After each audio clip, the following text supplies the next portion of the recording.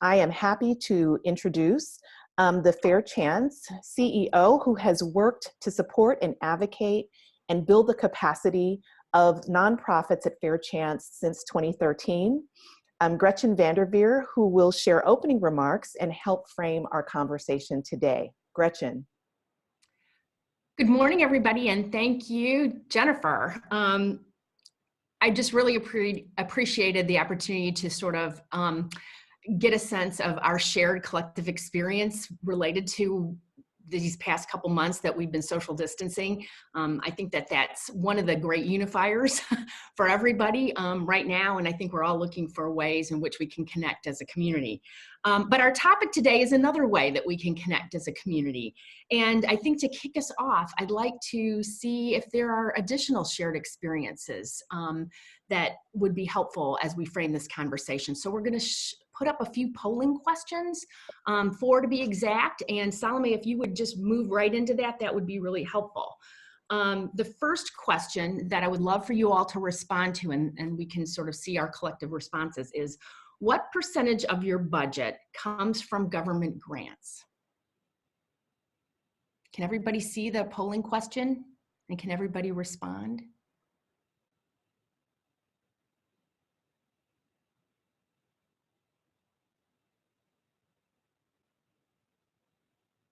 Okay, Salome, are we going to show the responses one at a time or all at the end? Sorry, I was on mute. All at the end. Okay, so I should just move right on to the second question. Okay, all right, you see the second question there. What DC department or agency do you receive the most funding from?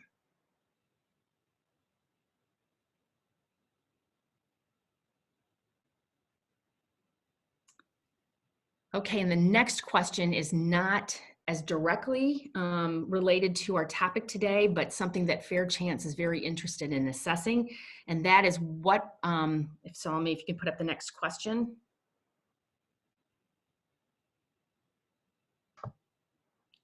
If all the questions are up at once, you just scroll down in the box and you can see them. Oh, okay.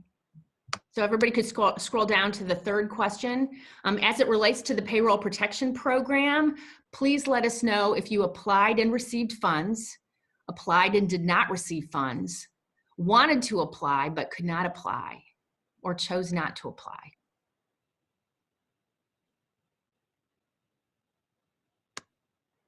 And when you respond to that, if you could scroll down to the fourth question. Do you anticipate having difficulty? If you received payroll protection program funds, do you anticipate having difficulty with accounting for them in order to receive loan forgiveness? And then finally, I think this is probably a no-brainer, but just wanted to ask the question. Given this COVID-19 situation, I'm really concerned about raising enough revenue to cover my budget this year.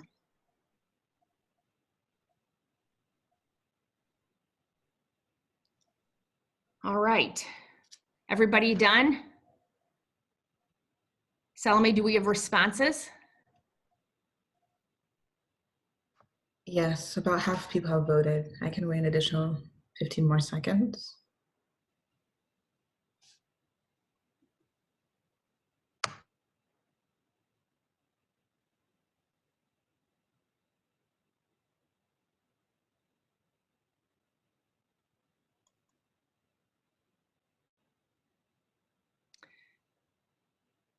I know all of us have very quickly, if we did not already know how to engage people on online Zoom call interactive communities, we're all learning the strategies such as polling questions. So thank you all for your responses today. I'm looking forward to seeing how they collectively show up on the screen. Does anyone need a few more minutes? A few more seconds, I should say.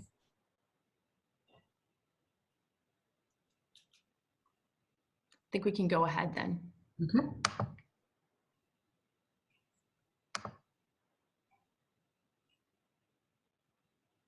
Okay.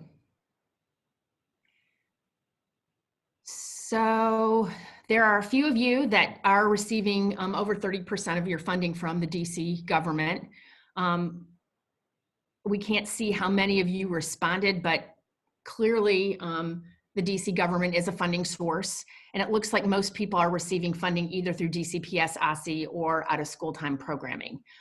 That's really good to know, because we'll focus on that in our presentation and discussion then. I guess we need to scroll down. Can everybody scroll down and see the responses? It looks like a number of people applied and received funds, and there's nobody on this call anyway that applied and didn't receive the funds. Looks like there was a good number who wanted to apply but were not able to, and that's concerning. And then there were some who strategically chose not to apply. And I'm hearing about people for whom the payroll protection program did not make sense. And it looks like there's a couple folks who are concerned about accounting for the PPP in order to receive loan forgiveness. Good to know. And it looks like almost everybody is concerned about their revenue this year. There's a few who are not, and congrats, that's awesome. Thank you for your responses. Fair Chance is really interested in just not being a burden, but in collecting data that really tells the story of what's going on with the community-based nonprofits in our network. It's important to us as we think about how we can pull together our community around topics and issues that are most important for us to support each other on.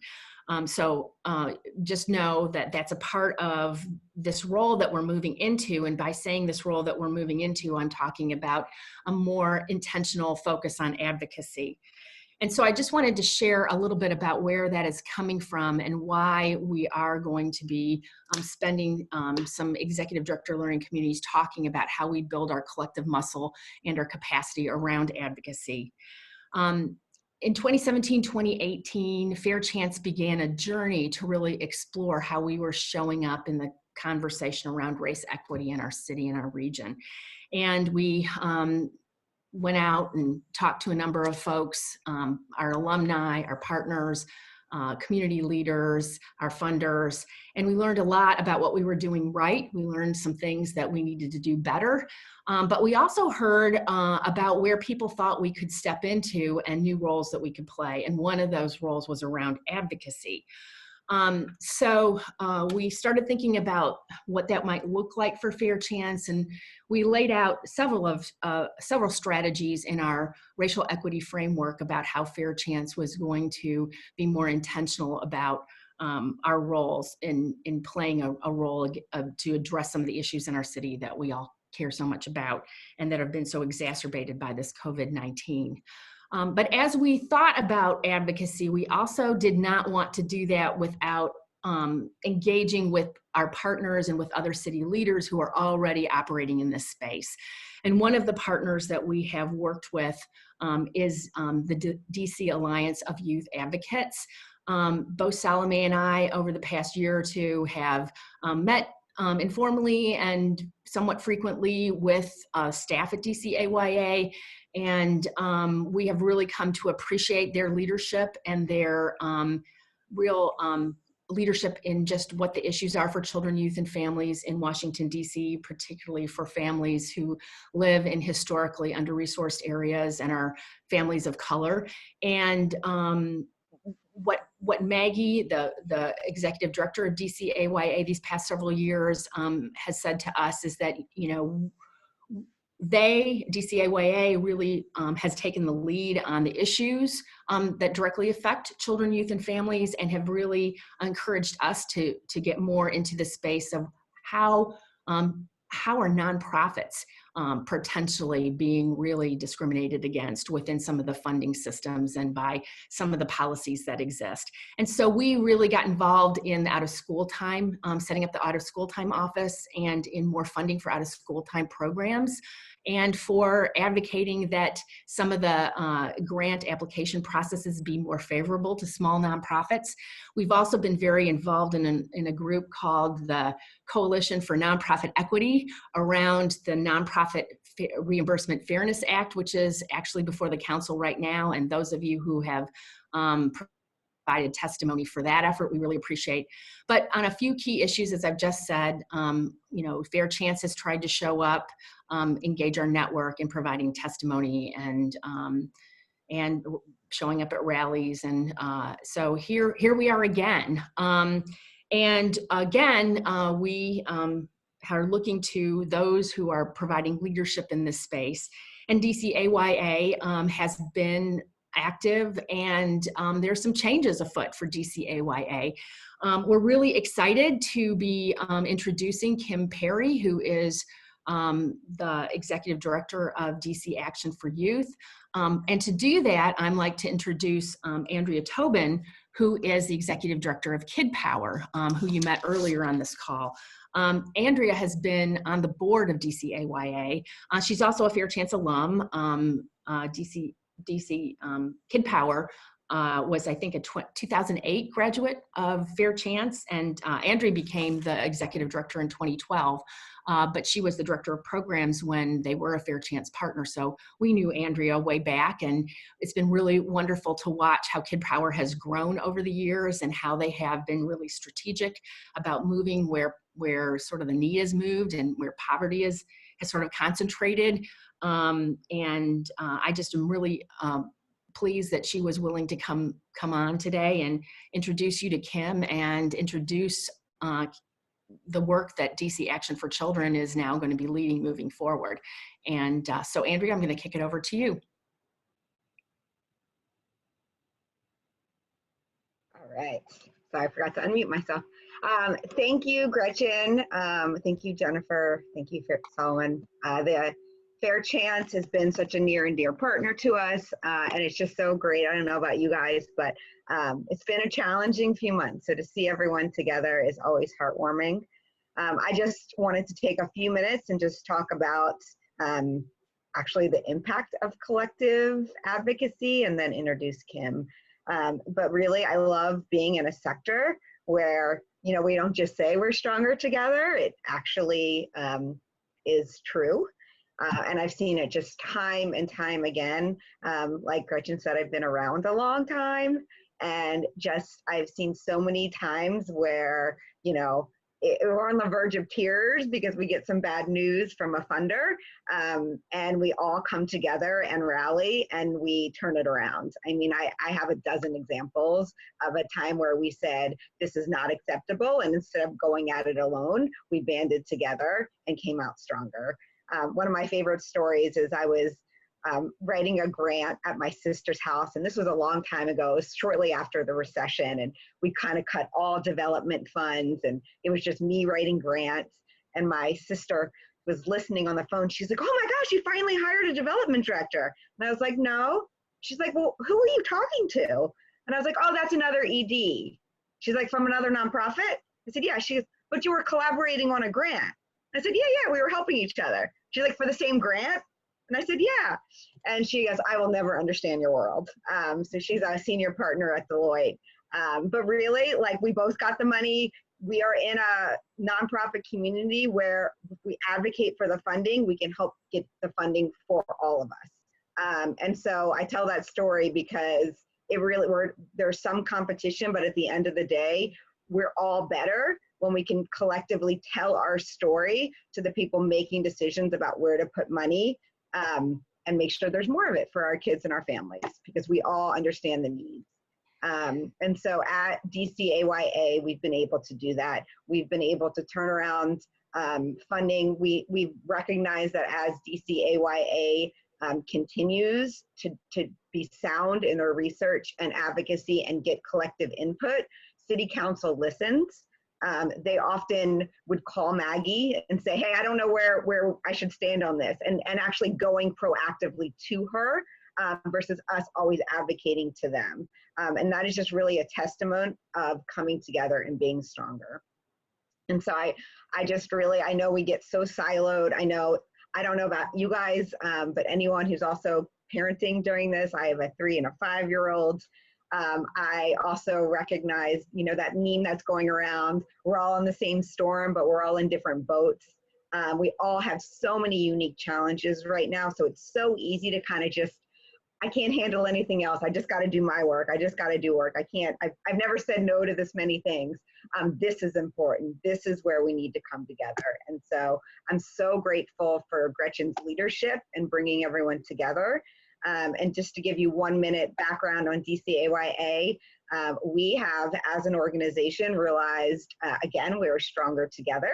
And after a year of looking at our work in the sectors of out-of-school time, workforce development, and job readiness, disconnected youth, and homeless youth, we've really realized that we are going to be stronger working with another organization.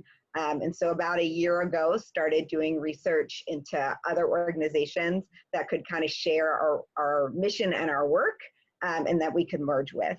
And so in the last 6 months, we've been working closely with DC Action for Children. And we first met with Kim. I think it was it was cold. I remember it was cold, so I want to say December. And we're just blown away by Kim.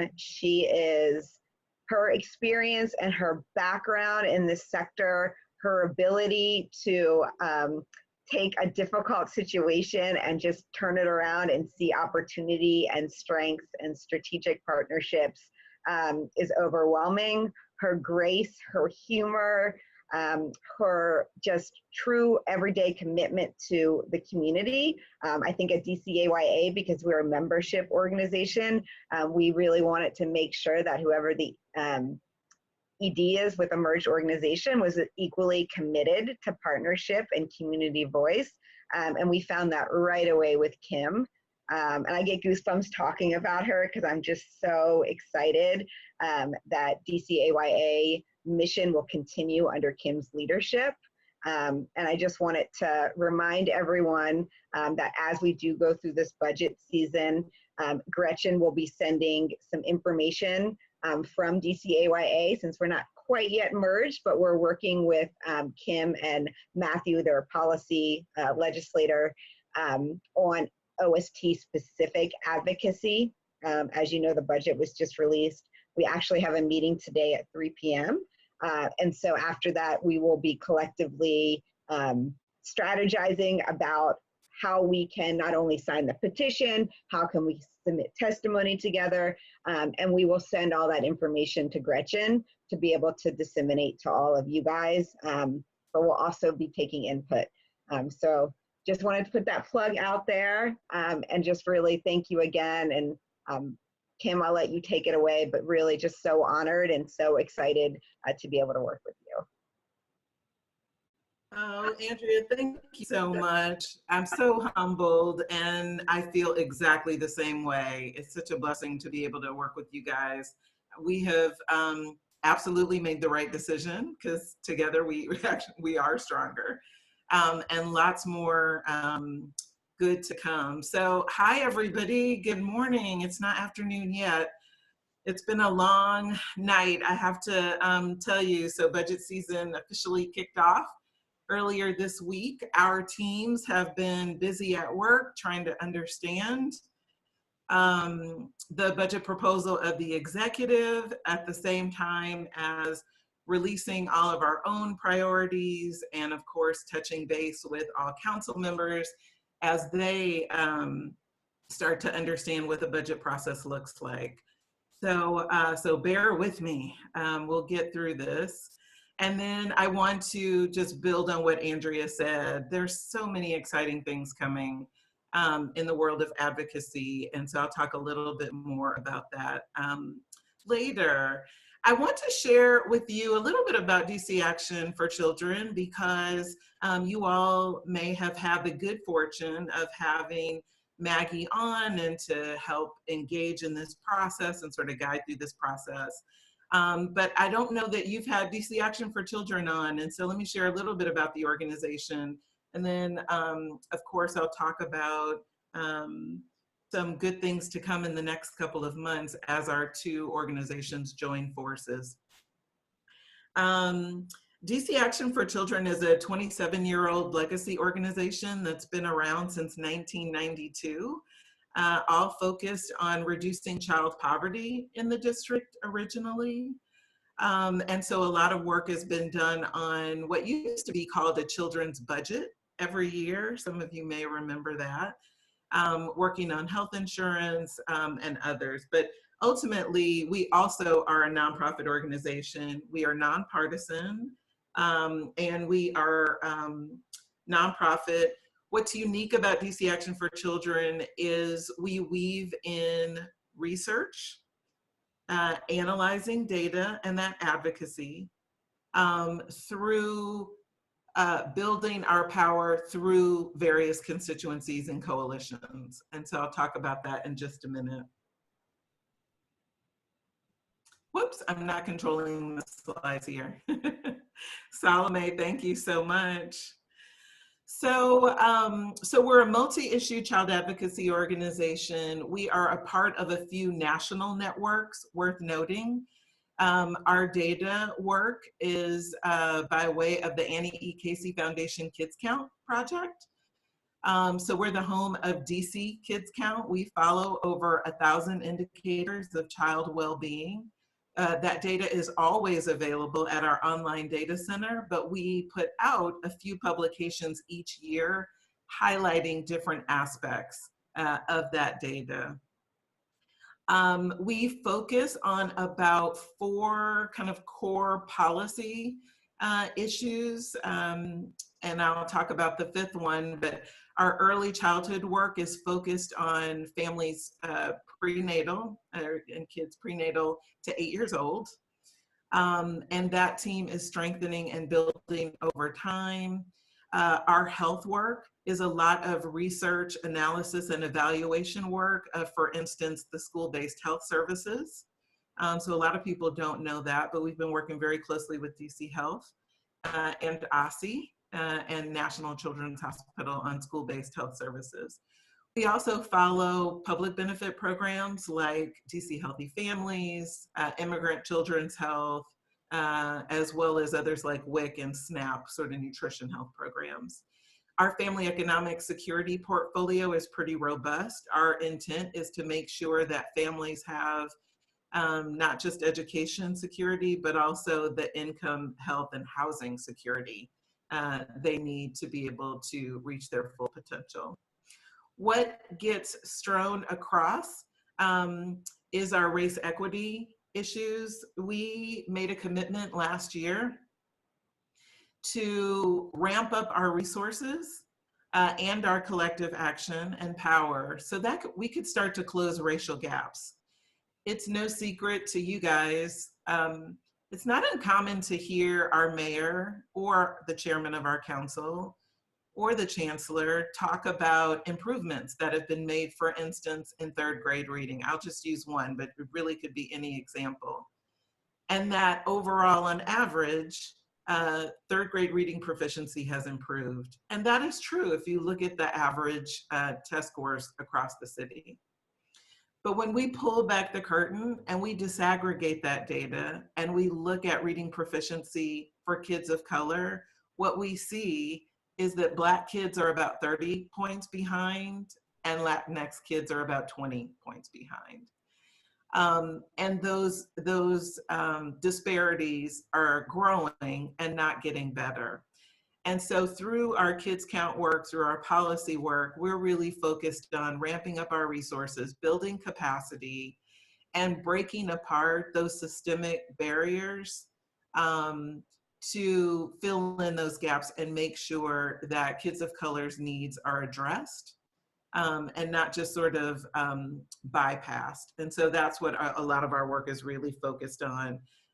We think it'll take a decade for us to close those gaps and ensure that kids are succeeding equally.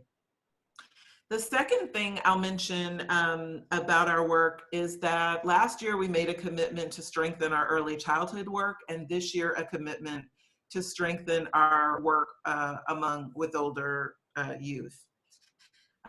So we gained about $1 million of investment in early childhood. That kicked off a campaign that I'll talk about in just a little bit. And then this year, we've made a commitment to strengthen a lot of our youth advocacy work, which is resulting in some campaign work as well.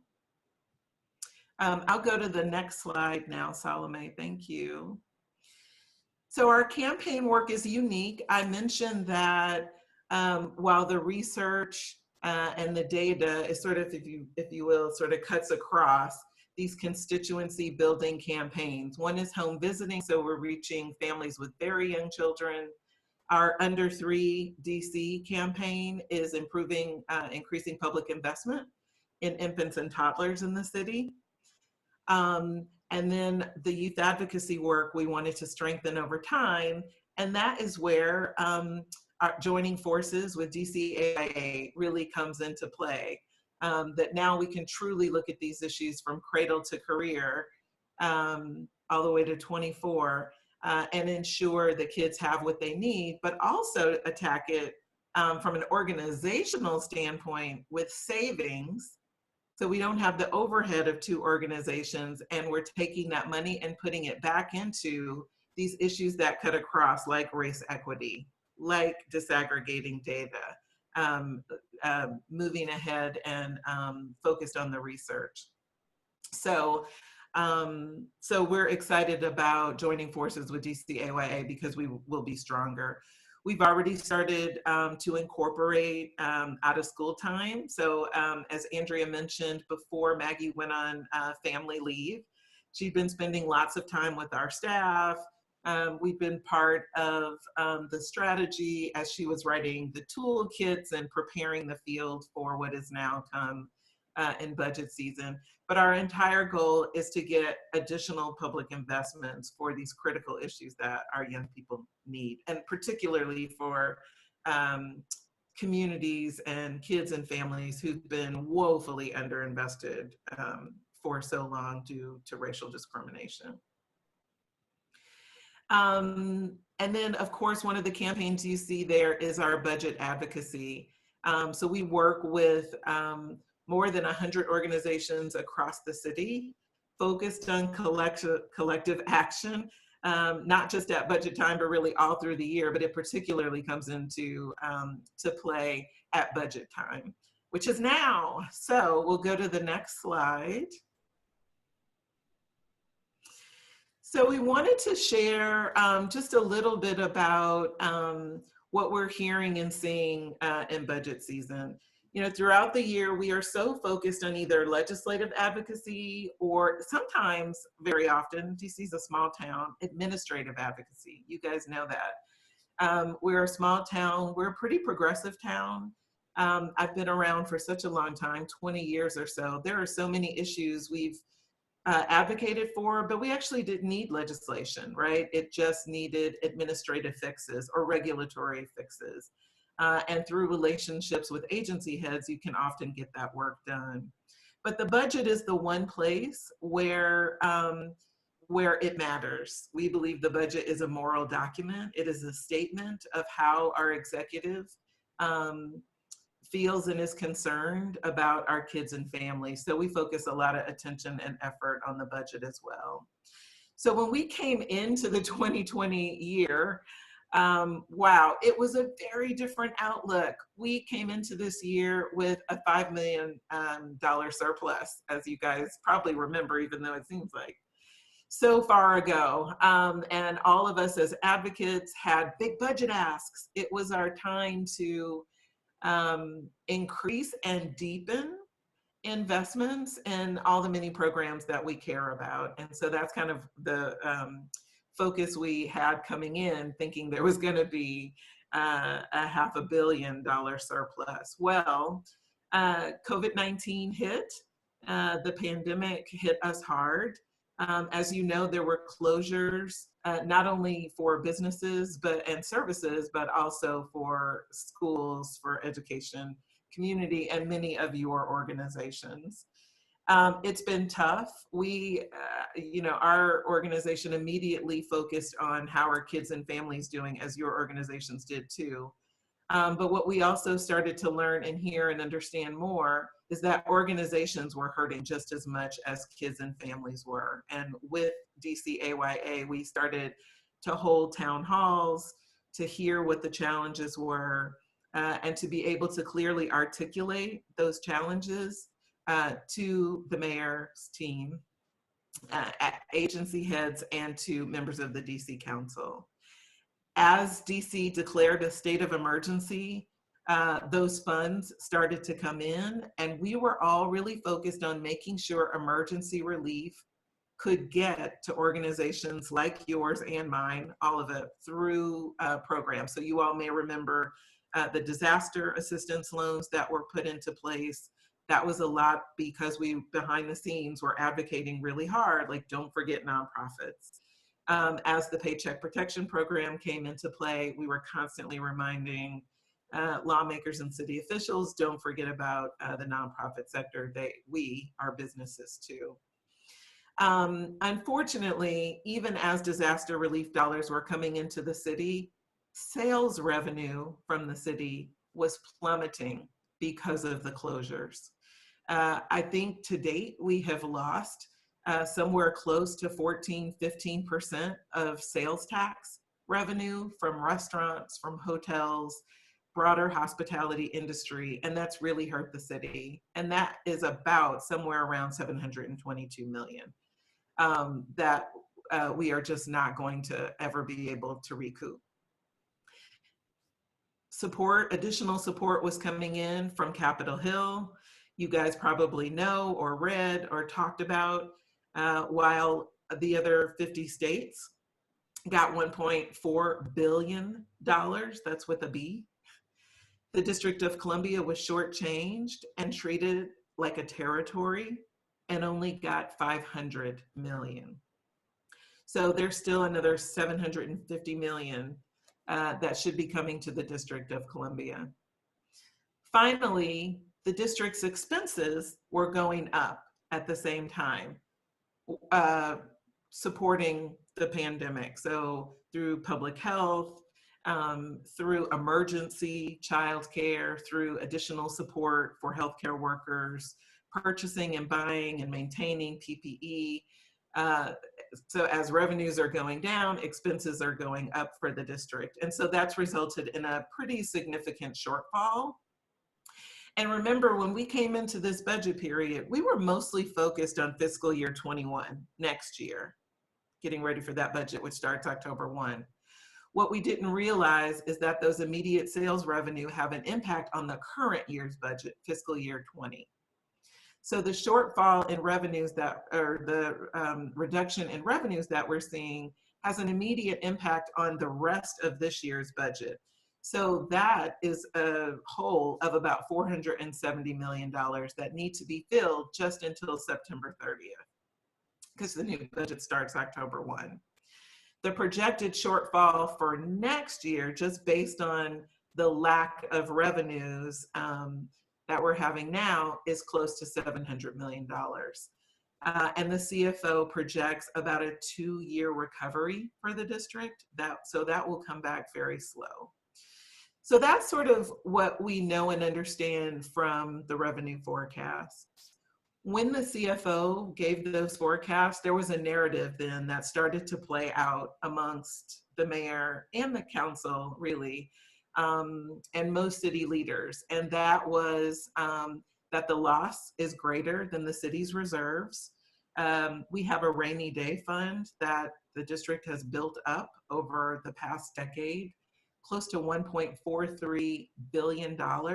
So a pretty healthy set of reserves in about 3 different accounts. And so, word was the loss is greater than those reserves, which actually is not true. The second is we may need to make sacrifices. And we kept hearing from lawmakers, kind of warning communities. You guys may have been a part of this, but we started to get calls and meetings from DC council members who would say, we just want to talk to you guys because we want to set expectations for the coming budget period. We all may have to make some sacrifices, which means the many programs you work on. Of course, we have not taken that to be true. The mayor even herself said, everything is on the table when she was asked about potential cuts.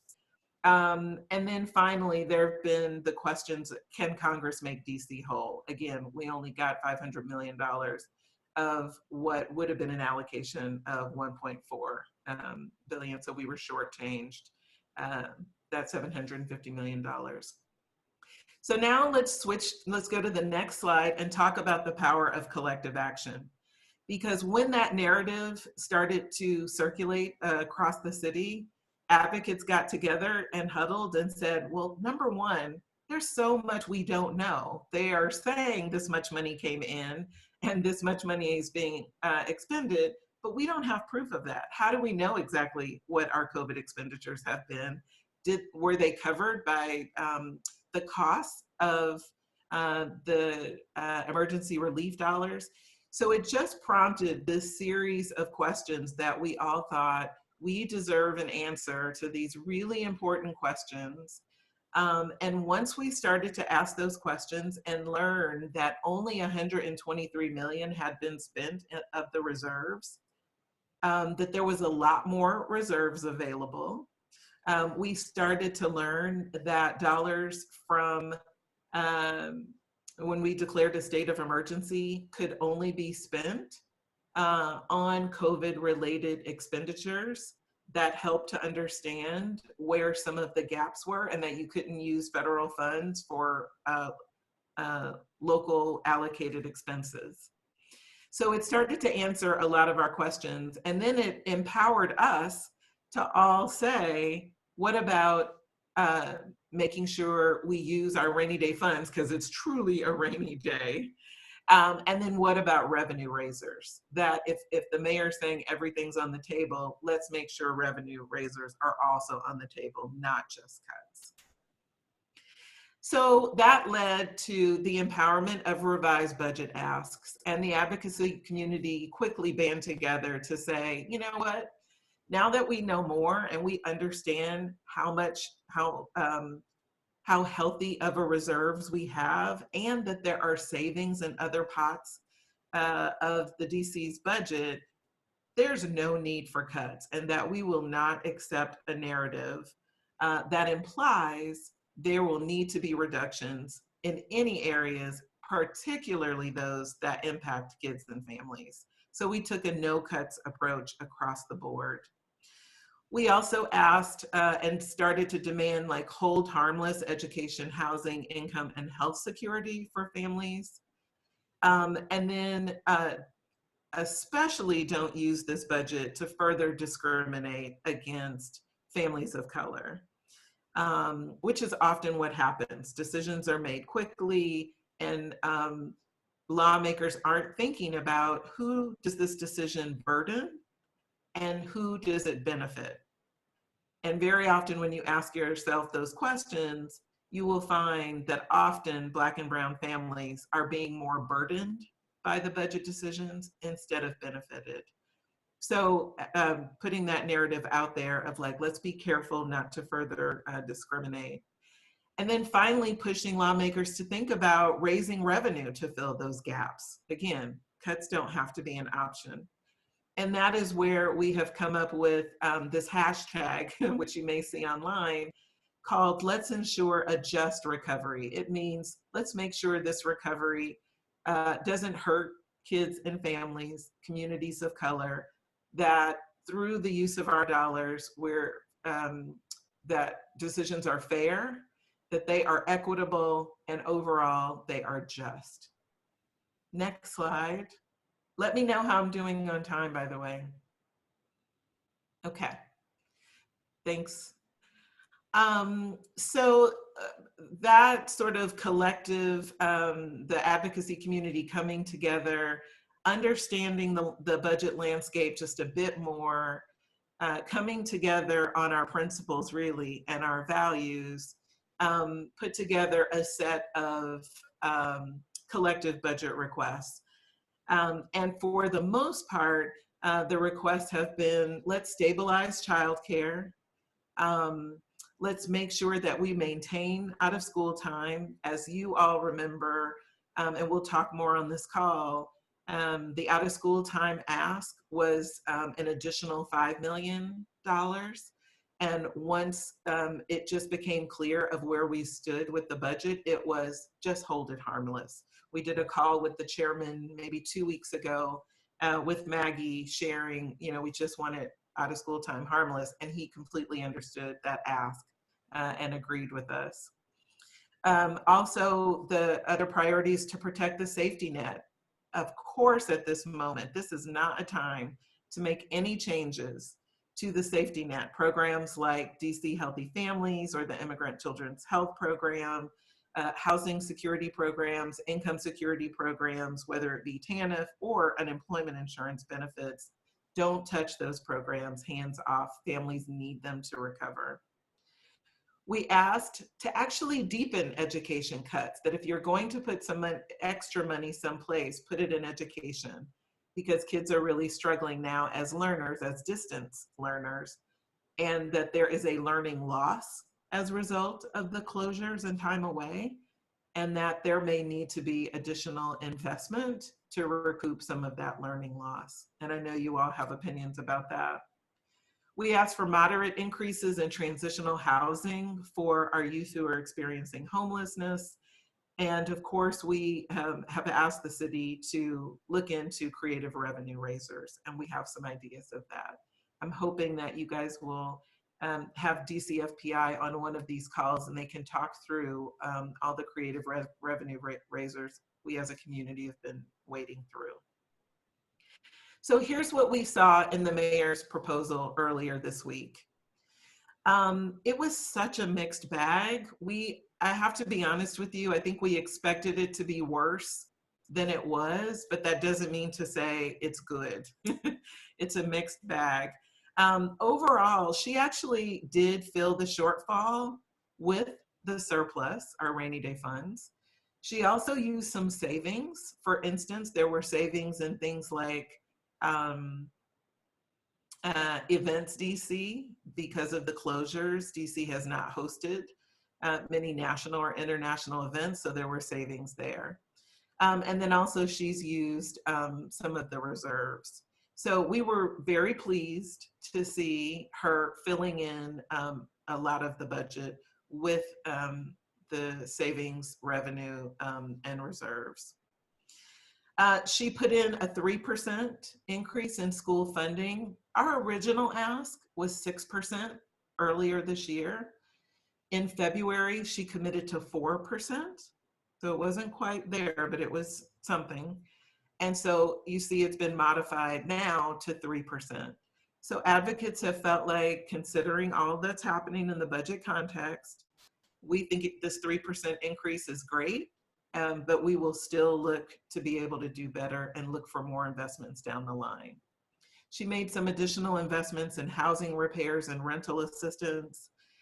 She maintained the child care subsidy funding. She maintained paid family leave, which is a $260 million pot of money for a new paid family leave benefit that begins July 1 for DC residents. We had expected that to be pushed back, but it is not in her budget. She maintains that it will go into effect July 1. By the way, there is also a minimum wage increase that is slotted to take effect July 1. So I did want to note that for you all. And she has kept that intact as well. Unfortunately, we saw some reductions in the budget around out of school time, home visiting, and youth homelessness that we're still parsing through, and we'll talk about that in just a minute. So we're still evaluating some of these cuts. Can we go to the next slide?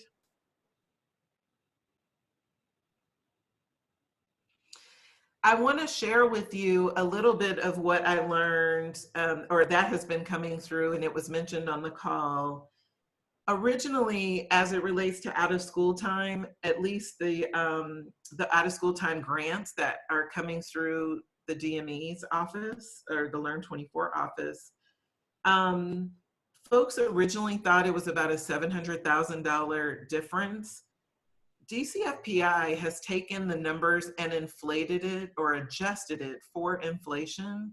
It turns out that it is about a $1.1 million reduction from what was originally approved in the FY20 budget. We are still looking into that. And we all know, Andrea mentioned before on this call, we have been able to remedy so many shortfalls and tackle budget cuts in the past. I am sure this is one of them. The $1.1 million decrease is there through the DME. In DPR, on the other hand, for out of school time related programs like teen programs, seasonal camps, summer camps, there are actually increases there to the tune of about $5 to $6 million. So, so that we think is interesting. And are waiting to hear a little bit more about that. So sort of $2.8 million more for out of school time related programs in Department of Parks and Recreation. Seasonal camps is an additional $2.9 million. So we're trying to figure out if that is just savings from the closures in COVID or if it's new investment.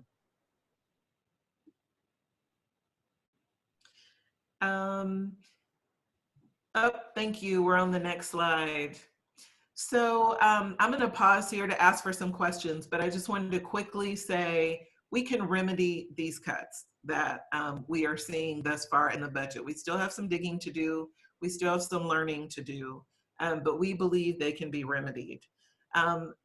We want to start with the first thing. It's not on this slide because it just came in, and many of you have received the email. If you haven't, I'm happy to send it to Jennifer and Jennifer can pass it on.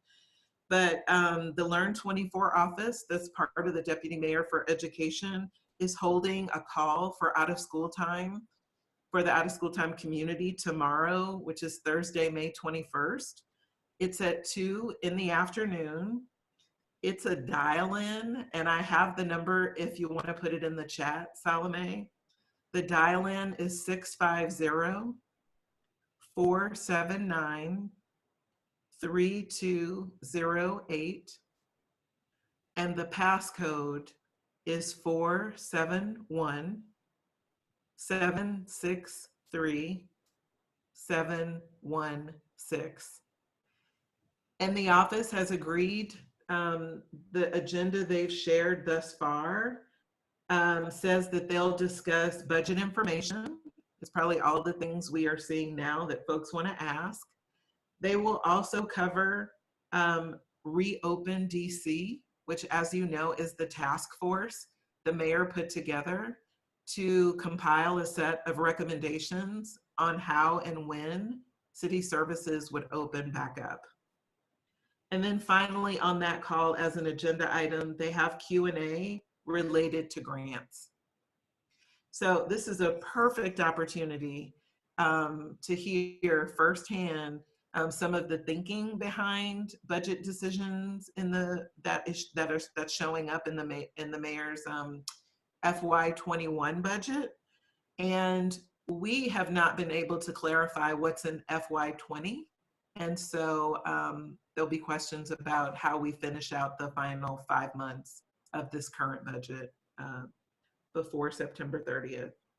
If you want to submit questions to that call in advance, you can email learn24@dc.gov. This week, council hearings begin. This is our chance to convince the DC Council to remedy any reductions that we've seen in the mayor's budget proposal. They start this week. I just wanted to note the OSSI hearing is June 24th. The Education Committee is also meeting June 4th. It's been by invitation only. We received an invitation. I don't know if others, if you have on the call, so I'd love to hear if you have. And then the Committee of the Whole, which is really where the bulk of the business is done and where there is power in those hearings, happened June 17th and the 18th. And so we are encouraging folks to sign up to testify. Markup will happen June 23rd to 25th. And then final votes happen. So first vote is on the 7th, second vote is on the 21st, and then the final budget happens on the 28th.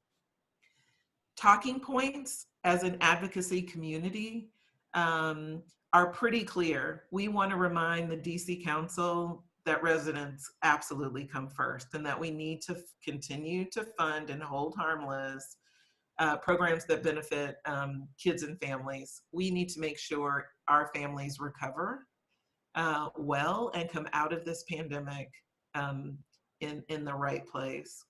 The second is that we do deserve a fair, equitable, and just recovery, and that lawmakers do not have to make cuts.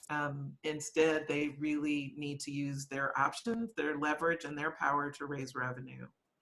And then finally, equity matters. It is often in times when folks are under pressure, they feel like they have to act quickly.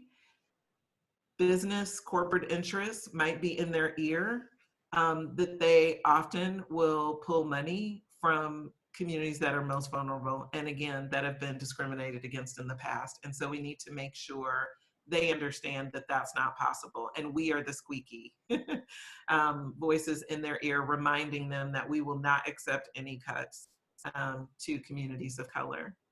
Next slide. Thank you. Maggie Ryden and the team, Andrea, and so many other leaders have put together a series of actions that each and every one of you can engage in, and I really hope you do. It starts with just as simple as signing the after-school petition. I've put links in here. This can be shared after the call. If you haven't already, please sign the petition. That also prompts you to be on the list to receive ongoing emails about how we're progressing, what council members are saying, what questions are being asked, and what additional actions can be made. DC Action for Children and DCAYA are co-hosting an education town hall on June 4th. Oh, guess what? I'm so sorry. There's an update already. That is now happening May 28th. So May 28th will be a town hall. As many of you know, the Education Committee did an invitation only public hearing process. Not acceptable. We've not been happy with that. So we asked, well, if we host a virtual town hall and we open it up to communities who care about these issues so that you hear from them, will you attend? And Phil Mendelson, chair of the council, has agreed and is confirmed to attend that town hall. So we really encourage you to register for that town hall, sign up to testify. You can give a 2-minute testimony on that town hall and ensure that your voice is heard. So just another opportunity. An out-of-school advocacy day of action is being planned for June 3rd. We ask you to submit written testimony to the Education Committee. You can do that at any time. They start accepting testimony 2 days before the hearing. And even after the hearing, you can still submit. And then finally, request a virtual meeting with your council member. Not all of them are aware of these reductions. So even today, as we are feeding them questions to ask the mayor's team, they weren't aware of some of these reductions. So you talking to your council members and letting them know what this means, that we could potentially lose over 400 seats of out of school time. And that's unacceptable, especially now, is just not okay. Next slide, which I believe is the final slide. Yep. Some tools you can use. There are a number of toolkits available. Everything from sample social media posts to sample op-eds or emails that you can send to your constituency about out of school time or other issues you care deeply about. I've posted that information here and we'll make sure that Salome and Jennifer have all of the links. So for under 3 DC, there's a toolkit mostly targeted to OSSI, which of course you know shares responsibility for many after school and before school programs as well. DCAYA has an out of school time program or a toolkit. There's one for youth homelessness. And then also PAVE DC has an education toolkit that is a great set of resources as well. I'm going to stop there. That was a lot, and look forward to any questions and any discussion. So, Kim, I just want to say thank you. It has really been an honor to have you here today. Thank you so much for your leadership on these issues. Thank you for championing a collective voice on behalf of children, youth, and families who have, in particular, have been systemically discriminated against and who are unduly burdened, particularly during this time of COVID. And as we look at these budget numbers, there's no way we could have received this and distilled it into a presentation today. We're so glad that you were the one that was able to do it for us today. And I just want to open the floor right now for reactions. What did you hear? What are you concerned about? And before I do that, though, I also want to acknowledge that we've had a number of people join us since we did our opening icebreaker this morning. So I want to give a shout out to Elijah, Jared, Alana, Jeronique, Roxanne, and Talib who've joined us.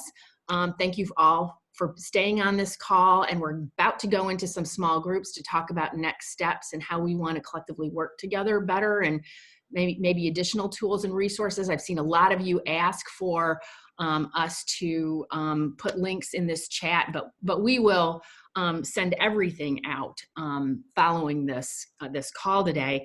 But I want to sort of kick off the reaction, if I can, Kim, by asking you, you talked a little bit about the June 4th town hall that was moved up to May 28th, where we can sign up to testify. And hopefully, you said Phil Mendelson signed up, hopefully other council members will as well. Is there a time for that? And do we have a link for signing up for that yet? Yes, excuse me. If you, I need to get this info in the chat. I guess it's not here. Oh, yes, it is. In the presentation, there's a link. So if you send an email to ostactionalert@dcaya.org, you will receive the information. Yeah, let me get that. Let me give you the email again. Sorry, it just came up clearer. It's okay. ostactionalert@dc-aya.org. And you will get the information for the virtual education town hall, which is next Thursday, May 28th. I hope I got that right. From 6 to 8 p.m. with Chairman Mendelson. Wonderful. That's great. Thank you so much. And I hope that when we get into our small groups, we'll talk about, signing up and actively expressing their interest in doing so. And I just want to say, I also just love the hashtag Just Recovery. I think the more we use that collectively and find ways to put that on social media, the more we can raise this whole thing that we're trying to do around addressing the budget from a just perspective. So again, thank you, Kim. Folks, questions for Kim's, reactions to what you heard. What concerns you the most? Elijah Moses has a question. Well, Moses always has questions. So I see Anjali on here, and I'm not going to make this a shout out thing, but hi, Anjali. And hi, everyone else. I had a couple questions. And one is for Gretchen. I kind of got in a little later, but I think I heard that DCAYA and Fair Chance are going to be combining efforts, and I don't know if this was a merger. That's one question. My next statement is for all of the organizations online. Please make sure that you reach out to do testimonies amongst council members, specifically if you get budgets from, but in general, because of the youth that we serve. A lot of times they're open to hearing and they just don't know. They're not the people on the ground. the next statement, which is really important because it's about fundraising, if you have not already completed your DC1 fund application, and this is where the district government, which has 77 agencies, 35,000 employees, and generally speaking, each agency is tasked with raising a certain dollar amount to give away for nonprofits. The application closes maybe the 29th of next month. And I'll post, you can Google it for sure, but it's DC1 fund. Put that in Google, fill out the application, relatively simple. It's not a grant application. And it's a good way to raise some money. Moses, thank you so much. You're always a great connector of us to resources. So really appreciate that. And I just want to correct any impression that folks may have gotten. Fair Chance is informally partnering with organizations for whom their main mission is advocacy. Our main mission is capacity building. But we believe that it's important for Fair Chance to also engage in advocacy on behalf of our network. So we are partnering in a loose way, informal way, and supportive way with the leadership that's being provided by now DC Action for Children, who is merging with DCAYA. So DCAYA is merging with DC Action for Children under Kim Perry's leadership, and we are thrilled that Kim was with us today. So any other reactions to what Kim shared with us and or concerns, or before we move into small group discussions? And also just what are other people hearing?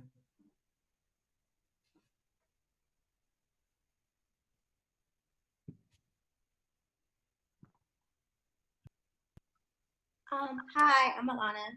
I just wanted to say that I've been hearing about revision cuts from the perspective of service providers for Office of Victim Service and Justice grants. I know we had a webinar for the applications were due, talking about the different cuts they were taking out because of COVID, because they're paying so much money to COVID recovery. They were taking out cuts for victim services. So that's what I've mostly heard about.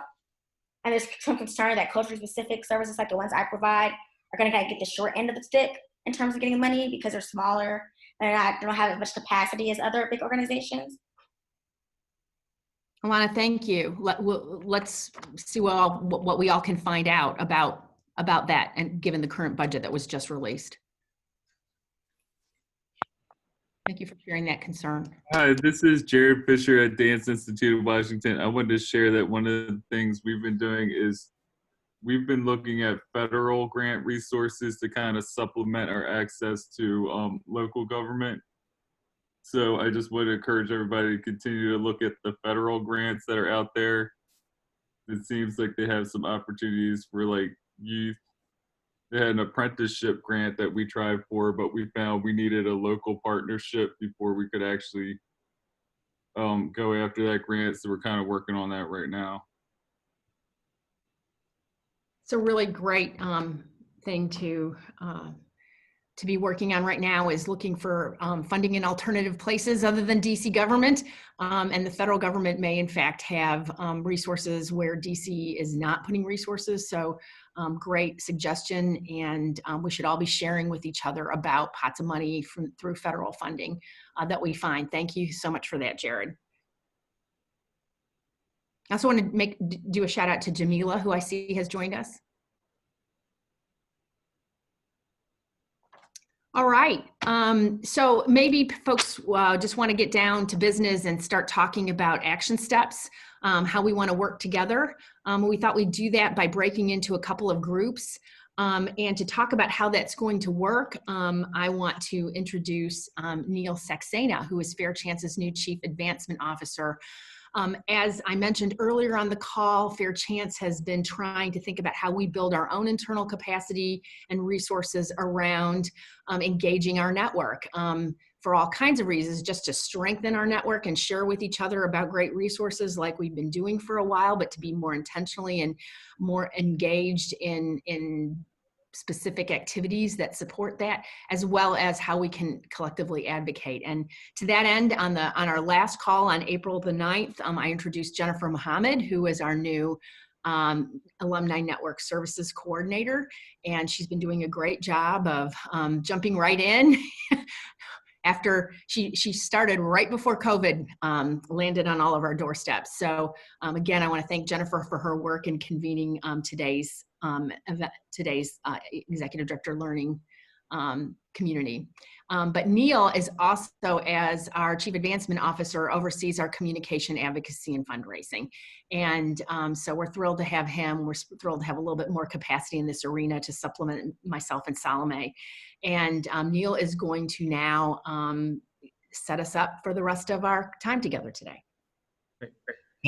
Thank you, Gretchen. And as a past ED of a youth development organization, I first want to share my thanks to all of you and the work that you do as executive directors and your organizations. Really appreciate and understand what that takes. And I wanted to share also my experience as an executive director of an organization within advocacy. My journey started after OSSI cut my organization by 190,000. I didn't do the advocacy in advance. And so I think this is a great opportunity for all of us to get together around this collective action. My journey around advocacy took 3 different stages. One was individual action, organizational action, and collective action. I thought individual action would be the easiest. It was actually the hardest.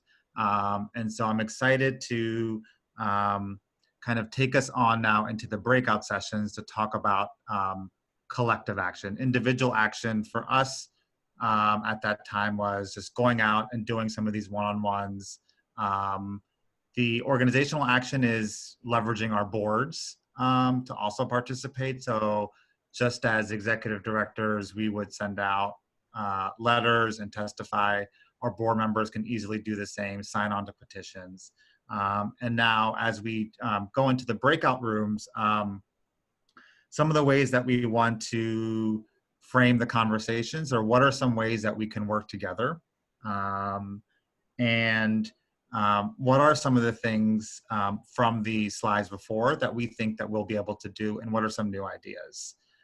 So you will all be, I think Salome will be assigning folks into breakout rooms, so you'll get a pop-up on your screen shortly. And if we go into those breakout rooms, Gretchen and myself will be facilitating those conversations, and I believe some other Fair Chance staff, now that we have more folks on, we'll be facilitating some of the other groups. So I believe Jennifer will also be facilitating a group too. So we should be getting that. Hey, do we have everyone back? Yeah, my group. Okay. Right. Great. So I hope you all had a nice time sharing some of the feedback on things that we can do collectively. Wanted to see if anyone wanted to share from the groups of any ideas that came out, any things that you felt of the list were kind of low-hanging fruit that you're gonna be able to do quickly. What are some other pieces that you would need before you could do some of the other things? So does anyone want to share? I'll go first, if that's okay. Great. So I was in the group with Jamila, Sherilyn, and Dania, and Anjali. And we came up with kind of 4 ideas on the ways in which we can work together. One was using the social media hashtags that were mentioned earlier, getting that in a document form or email form, so we can make sure that we are, putting that on our social media channels and websites. Dania particularly mentioned a graphic. We mentioned kind of like the Giving Tuesday campaign and how they come up with different graphics and things that can be used on the various social media channels, just as a unifier for each organization, no matter the makeup. The other thing that we thought was good was making sure that our community members in our particular organizations and neighborhoods know knowing what's going on. Sorry. Because they are going to be most affected by the budget. And so making sure that we're using our newsletter forums or social media to let community members know what's going on, that they have access to the petition. The other piece is making sure that we use this forum for organizations to connect who have similar missions in order to share resources. And one of the things that we did in our small group convening was to share what each organization does in order to see at that immediate moment if we had similar missions in order to come up with some advocacy efforts or sharing of resources. So those are the ideas that we had in terms of working together. Thank you for sharing. Can I just add one thing that also came out of the group and was just sort of acknowledging that we all have different experiences and with advocacy, and some of us are newer to even access to DC council members and things like that. So thinking about creating space for, reaching out to people who've been doing this for years to be able to ask questions around testimony or things like that, and how we can make some linkages to help folks who are new be mentored by some folks that have been doing this for a while.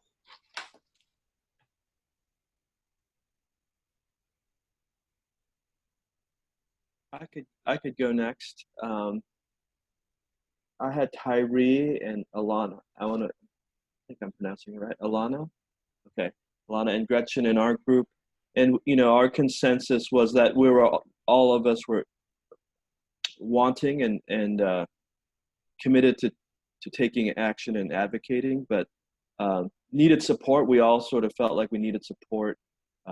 Two of the organizations in our group were fairly new. And so, dealing with starting an organization and trying to do advocacy and having that learning curve, I think that the support, whether it's mentoring, whether it's additional training, but also obviously getting messaging sort of provided for you to make it as easy as possible. But it's something that we felt like consensus that we had, we're all committed to wanting to advocate together as a group. And I think another thing that came out is at least a couple of us are in the east part of Washington or east of the river. And the desire to use technology even beyond the pandemic to work together, because for some of us commuting to Northwest for meetings is a deterrent. And so continuing to, even if there's an in-person, having a hybrid kind of meeting where people can Zoom in, even if they can't physically be present. But yeah, I think, is there anything else I'm missing?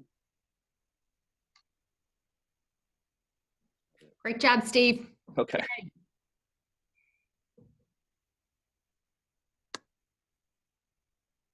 Anyone else?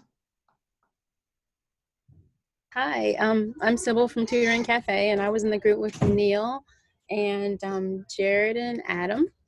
And we spoke about giving the testimony to the to Congress. And in doing that, the idea that I had was reading testimonies from the parents on how our services have been affecting their families and their children, and letting them hear what's actually coming from the community so that they'll have a first experience on the effectiveness of the funding. So that's one thing that we're gonna do to move everybody's goals together forward.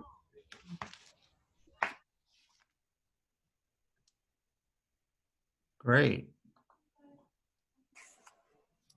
Well, thank you very much. Thanks to all of you for your participation today and for your input and for sharing. As I mentioned upon joining, I am so excited to be working with the alumni partners and the nonprofit EDs. And of course, at Fair Chance, we're always looking to have the question answered, you know, how can Fair Chance support you and your organization at this time? We, of course, under Gretchen's leadership, plan to continue with supporting you with communities like this, to connect and to discuss and to share around topics of importance and relevance during this critical time. We invite you to share in the chat box and as we're signing off today, to let us know if there are particular topics that you would like to see us cover as we move forward. Most importantly, if you can do us this favor, we would be so, so thankful. You should be seeing, and in the chat box, a link to our survey. Our survey helps us to better serve you. And so it is now, I think Salome dropped it into the chat box. And if you could just answer a few questions for us to let us know how we're doing and how we can improve as we work to do the job of supporting you and impacting the matters and the issues that are so very important. As was stated earlier, we are going to follow up today with an email, and it will include the PowerPoint from today, as well as the very important links that will get you to the advocacy tools that were shared and will allow you to let your voice be heard and let our collective voice be heard. So with that, we'd like to honor your time, and we are at our closing point at 12 noon. But once again, your time is so very valuable, and we thank you for being with us. And please stay tuned for our next date and time for the next Community of Practice, the next Executive Director Learning session that will be coming up in the next few weeks. Thanks again, and we enjoyed having you. Until next time. See you later. Bye, everybody. Thank you, Jennifer. Thank you, Neil. Thank you, Salome. And bye, everybody. Thanks so much for joining us. Thank you. Thank you.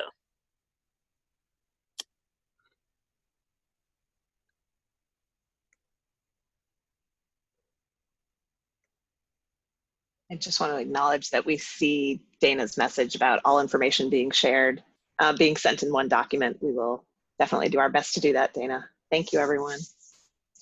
Great comments in the chat. Thank you.